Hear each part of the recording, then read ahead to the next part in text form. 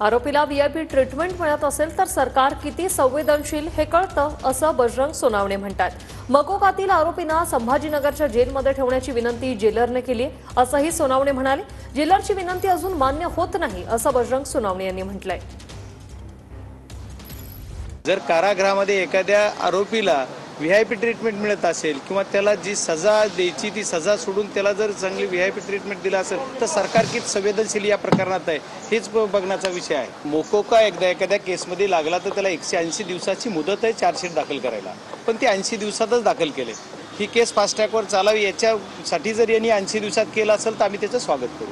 पण जर समजा आरोपीला जामीन व्हावी किंवा आरोपीला कुठं मदत व्हावी याच्यासाठी जर यांनी 80 दिवसात केला असेल तर त्याचा आम्ही निषेध करू आणि आम्ही हा लढा लढत राहू.